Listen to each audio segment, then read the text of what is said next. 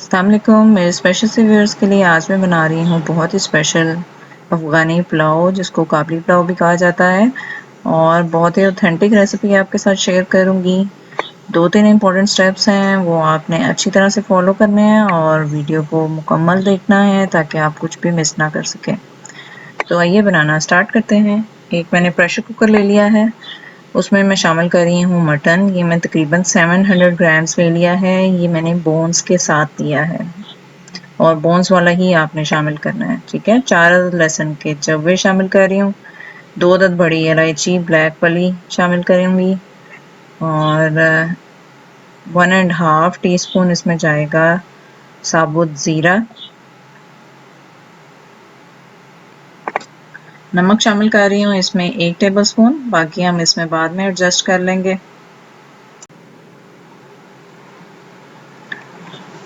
और इसमें शामिल कर रही हूँ मैं तकरीबन 3 गिलास पानी शामिल कर रही हूँ, ठीक है। चूँकि मैंने 2.5 गिलास चावल लिए हैं, तो इसलिए मैं 3 गिलास इसमें पानी शामिल करके इसको कवर करके रख रही हूँ। और आप याद रहे कि आपने विसल के बाद इसको 25 टू 30 मिनट्स देने हैं, ठीक है। और हो चुका है टाइम, अब मैं आपको चेक करवा देती हूँ गोश्त। इस टाइम पे आपने चेक कर लेना है कि आपका गोश्त अच्छी तरह से टेंडर हो गया है या नहीं हुआ। अगर आपको लगे कि गोश्त सख्त है थोड़ा सा, तो आप दोबारा से हाफ कप बॉयल पानी डाल के इसको बंद कर सकते हैं, ठीक है, मज़ीद 5 से 10 मिनट के लिए। ये वाला जो मटन है वो बिल्कुल टेंडर हो चुका है। आपने इसकी शेप ख़राब किए बगैर बहुत अच्छी तरह से इसको गलाना है, ठीक है। और 5% रह भी जाए तो वो हम दम में और राइस में जब बॉयल आएगा तो तब गल जाएगा। कैरेट्स लिए हैं मैंने जुलियन कट, अनियन लिए हैं 3 स्मॉल साइज स्लाइस कर लिए थे मैंने। टमाटर मैंने लिए हैं 2 मीडियम साइज स्लाइस कर लिए हैं, आप उसको चॉप भी कर सकते हो। और ये मैंने किशमिश ली है 3 टेबलस्पून्स, बादाम लिए हैं 2 टेबलस्पून। आप अपनी मर्ज़ी से ज़्यादा भी ले सकते हो क्योंकि ये टॉपिंग है, टॉपिंग आप अपनी मर्ज़ी से कर सकते हो। ऑयल लिया है मैंने तकरीबन हाफ कप, एक बुक में शामिल कर रही हूँ मैं। ऑयल को थोड़ा सा गर्म होने देते हैं और इसमें अब मैंने जो अनियन स्लाइस किए हुए थे वो शामिल कर रही हूँ।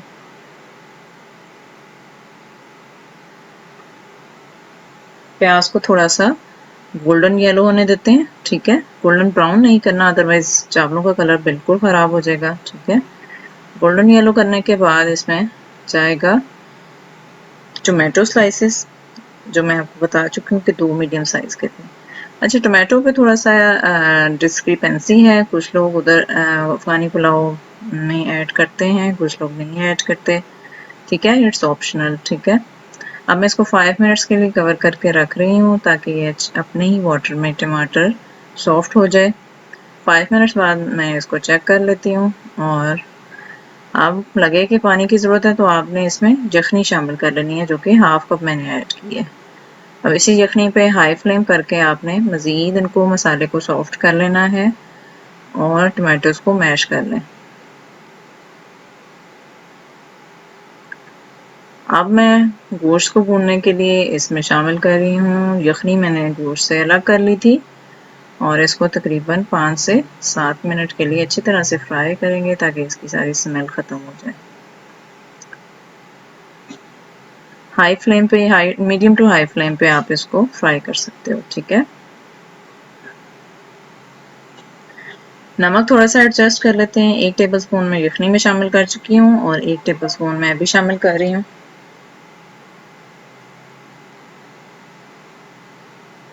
साथ ही 1 टेबलस्पून गरम मसाला जाएगा।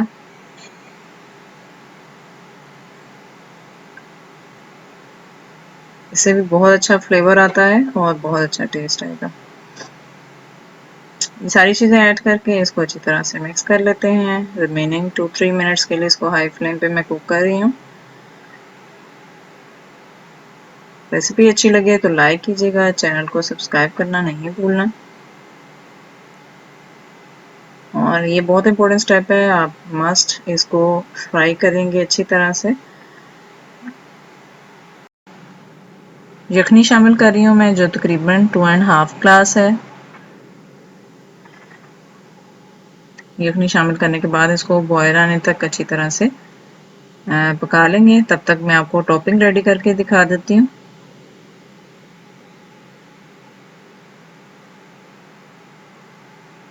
टॉपिंग के लिए मैंने एक फ्राइंग पैन लिया है, उसमें 2 टेबलस्पून ऑयल शामिल किया है। ऑयल थोड़ा सा गर्म होने देते हैं और साथ ही इसमें कैरेट्स शामिल कर लेते हैं। कैरेट्स को मैं 4 मिनट्स के लिए फ्राई कर लेती हूँ अच्छी तरह से। हाई फ्लेम पे आप फ्राई कर सकते हैं। कैरेट्स को फ्राई करने के बाद अब मैं इसमें किशमिश ऐड कर रही हूँ और साथ ही बादाम ऐड कर रही हूँ। ठीक है, आप ब्लैक वाली किशमिश भी ले सकते हो। अब इसको फ्राई कर लेते हैं, अच्छी तरह से मिक्स कर लेते हैं। कुछ लोग इस लेवल पे चीनी ऐड करते हैं, जो कि ऑथेंटिक रेसिपी में तो बिल्कुल भी नहीं है, चूँकि किशमिश की स्वीटनेस ही सारी चीज़ों को स्वीट कर देती है। मैंने चूँकि ऑरेंज वाली कैरेट ली है तो इसलिए ये स्वीट नहीं होती, तो इसलिए मैं सिर्फ हाफ टेबल स्पून के करीब इसमें शुगर ऐड करूँगी। ठीक है, ज़्यादा नहीं ऐड करी, half table spoon sugar add करके भी इसको मैं मिक्स कर लेती हूँ अच्छी तरह से। और टॉपिंग हमारी रेडी हो चुकी है और इसको मैं अब लास्ट में ऐड करूँगी, बिल्कुल दम देते हुए। साथ ही उबाल आ चुका है यखनी में। अब मैं इसमें चावल ऐड कर लेती हूँ। चावल मैंने सिंपल जो होते हैं बासमती राइस वो लिए हैं, तकरीबन 600 ग्राम्स हैं। मैंने आधे घंटे से इनको सोक करके रखा हुआ था। ठीक है, और ये मैं शामिल कर लेती हूँ। 2.5 गिलास चावल लिए थे मैंने। ठीक है, जो तकरीबन 600 ग्राम्स बन गए। यखनी में शामिल करके इसको मिक्स कर लेते हैं अच्छी तरह से। हाई फ्लेम होना चाहिए आपका। और पानी सॉरी यखनी और राइस का तनासुब बिल्कुल ठीक है। अब मैं इसको कवर करके हाई फ्लेम पे 5 मिनट के लिए पकाऊंगी, ताकि इसका पानी बिल्कुल अच्छी तरह से खुश्क हो जाए और फिर हम इसको दम पे ज़्यादा टाइम देंगे। 5 मिनट्स बाद चेक कर लेते हैं। देखिए 90% वाटर ड्राई हो चुका है। अब रिमेनिंग जो वाटर है वो मैं उसको कैप ओपन करके इसको हाई फ्लेम पे कुक कर लेती हूँ। बिल्कुल हल्के हाथों से आपने चम्मच को हिलाना है ताकि चावल टूटे नहीं। और अब इसकी टॉपिंग कर लेते हैं जो आपके सामने मैंने रेडी की थी। टॉपिंग आप अपनी मर्ज़ी से कम ज़्यादा ऐड कर सकते हैं। मैं हाफ है अभी ऐड कर रही हूँ और थोड़ी सी मैंने लास्ट सर्विंग के लिए बचा ली है।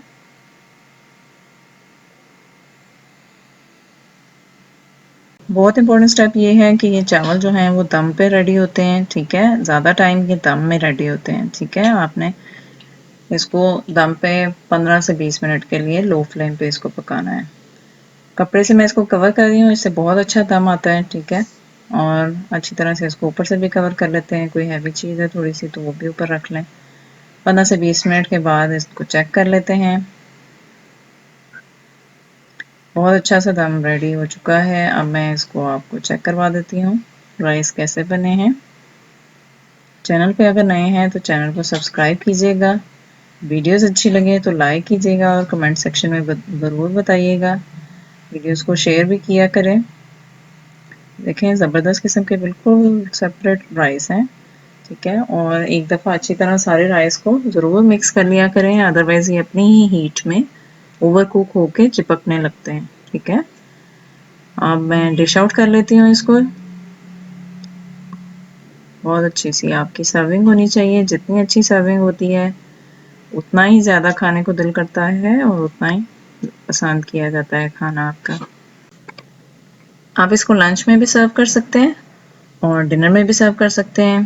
ठीक है, और टॉपिंग जो मैंने थोड़ी सी बचाई थी वो उसको मैं ऊपर प्रेजेंटेशन में लगा लेती हूँ।